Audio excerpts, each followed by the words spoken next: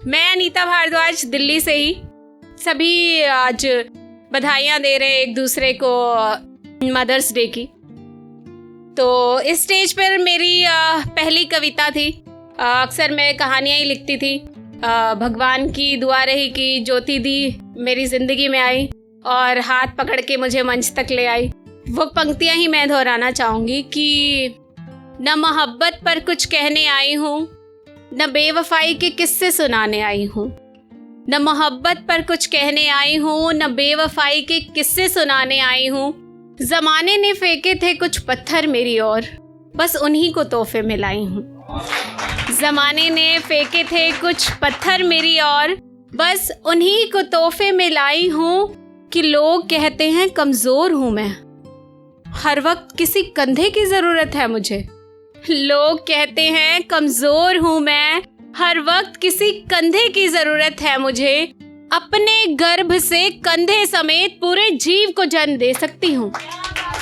अपने गर्भ से कंधे समेत पूरे जीव को जन्म दे सकती हूँ। उन कंधे के व्यापारियों को उनकी सोच दिखाने आई हूँ। बहुत शुक्रिया।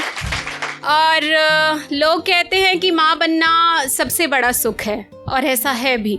कुछ लोग ऐसे होते हैं जिनको ये नहीं मालूम कि आप माँ बन गए, ठीक है, लेकिन उसके बाद क्या कुछ सुनना पड़ता है, सहना पड़ता है कि वो जो उसका परम सुख है ना, उसको धूमिल कर देते हैं लोग। तो वो कुछ कहने की मैंने कोशिश करी थी कि कैसी माँ हो तुम, बच्चा रो रहा है और तुम्हें मालूम नहीं इसको चुप कैसे करवाना है। कैसी माँ हो तुम, बच्चे को अब तक टॉयलेट में बैठना नहीं सिखाया। कैसी माँ हो तुम, अब तो बच्चा 3 साल का हो गया, इसे स्कूल भेज दो और इसके भाई बहन के बारे में सोचो। कैसी माँ हो तुम, बच्चे को घर के कलेश में बड़ा करोगी, अलग हो जाओ। कैसी माँ हो तुम, घर के बच्चे को अब कोर्ट में धक्के खिलाओगी। कैसी माँ हो तुम, बच्चे को पिता को सौंप दो, खुद भी भूखी रहोगी, इसे भी भूखा रखोगी। कैसी माँ हो तुम, बच्चे को पिता को सौंप दिया। कैसी पत्थर हो तुम, कैसी माँ हो तुम।